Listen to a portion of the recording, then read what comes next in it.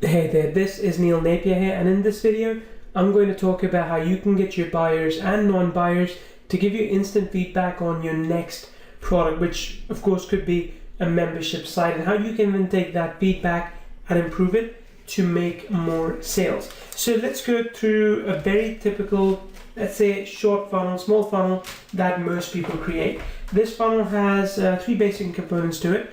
There's an opt-in page in the beginning. Then there is what I call a thank you / sales page. So on this page, you give people what they opted in for, as well as then you make a pitch. And if they buy, then you have another final thank you page as well. So these are the three pages that most people would create. When I'm building a funnel, if I'm sending it to a warm audience, I just skip the opt-in form and I go straight to thank you / sales page, where I give them something for free, and of course I offer them a product as well. Now, what happens quite often is that we sell a lot of different products, and sometimes they work, most of the times they actually don't. Surprisingly enough, it doesn't quite add up to our metrics, so we realize there's no point pushing that product again. But every single time, whether or not it's successful, we learn some lessons and we use them to improve our offerings as well. So here's what typically happens when you sell a product. You take people to a thank you page and you say, thanks, your registration details or whatever details have been emailed to you. Please go back and check your email. Thank you so much. That's it. Well, we twist that up a little bit. So instead of just thanking people and saying, see you on the next session when we talk, what instead I do is I embed a survey where I ask them three very specific questions, or rather I ask them questions based around three very specific requirements that I have. The very first question that I ask them is, why did they make the purchase? So why is the first thing I ask them about? And that's important because once I know this, I know what's the trigger to get these people to purchase. I will know exactly what it is that's prompting them to make a buying decision. So the very first question should be, why did you buy that? The second question would be, what do you expect to get out of this? What's the expected outcome? So I'll put that what here. What's the expected outcome? Now this is very different to why. So why would be, let's say if I was selling a course on generating traffic via Instagram, then why would be, oh, I need this because I don't know enough about Instagram and I feel it could be a good way to drive traffic to my membership site, right? That's the why.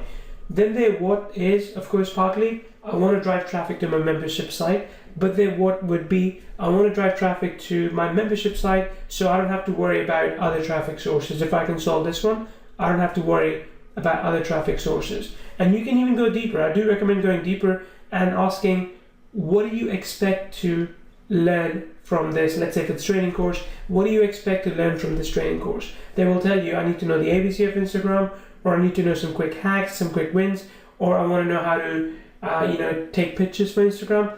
Whatever that is, that will give you some ideas for how you can structure your course content. So let's say if originally my course had 6 modules, so let's say it had module 1 to 6, based on these answers, I might realize that I could actually raise the perceived value of this course by adding module number 7 and module number 8, which focuses on what kind of images to use, and perhaps a roadmap finally for Instagram, so that people can kind of get started with it quickly and know what to do next. So if I add these things in, what would happen is it would give me an opportunity to beef up the course based on actual user requirements.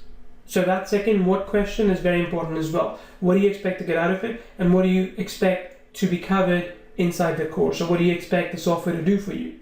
Those sorts of things if it's a software.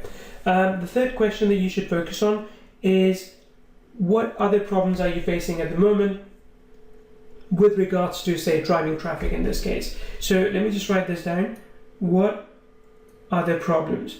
And the reason why this is important is because this will give you new product ideas as well, especially if it's a recurring issue that more people face. Alternatively, if they tell you what their problem is, you can always email them back and say, hey, listen, I noticed that you said that you have a conversion issue as well. Well, how about this other course I have that will help you solve that, and I can give it to you for 50% because you just purchased something from me.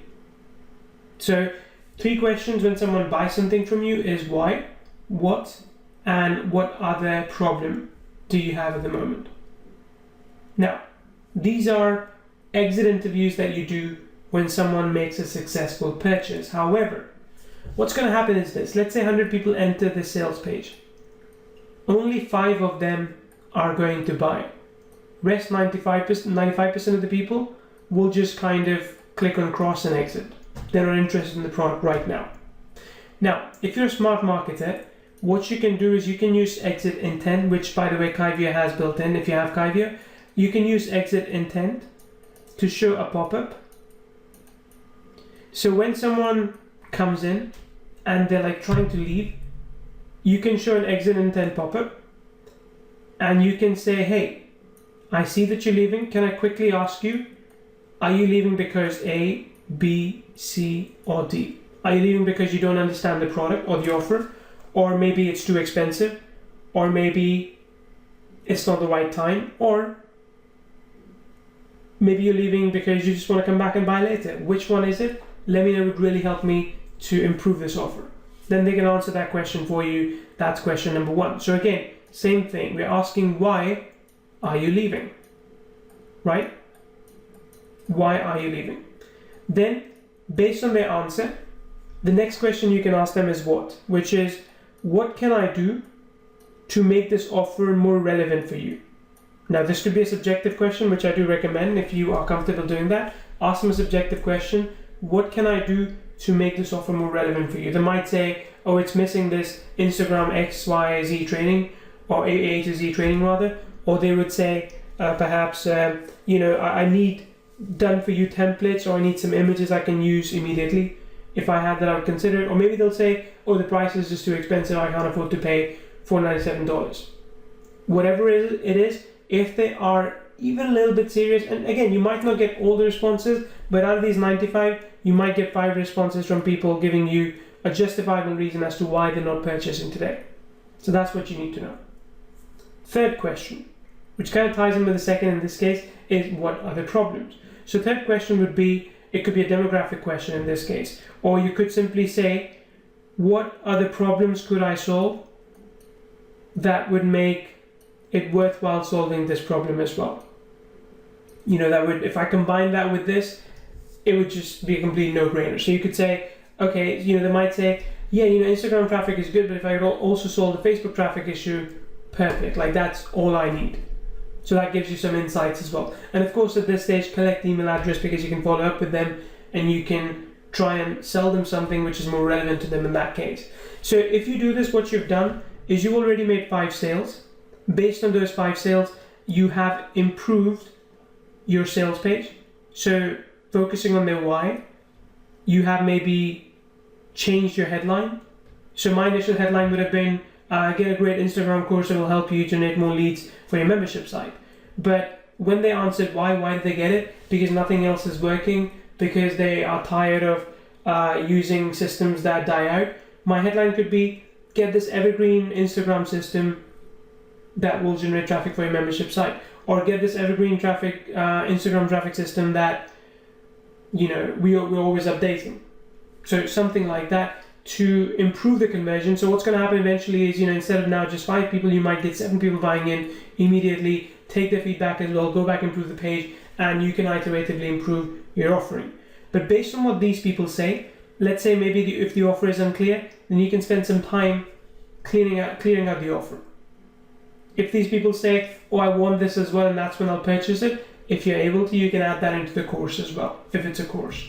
Or you can address that in FAQ, like, why are you not offering Facebook coaching alongside this? Well, Facebook coaching is out of scope. So if you do both exit surveys and exit intent surveys, it will give you a lot of information about how you can improve not only the product that you're offering, but also your sales page. So that way your conversions will shoot up, you'll have more people buying through, and it's almost like you'll be talking to them in their own language. So try this out, use whatever tool you can. I mean, even if it's something as simple as Google Form or Typeforms, I use ResponseSuite, but whatever you want to use it to collect more feedback and then make sure that you iteratively improve your sales page to match those requirements as well. As always, let me know in the chat box what you think about this. If you like it, if you find it useful, let me know, and I can do more of these in the coming weeks.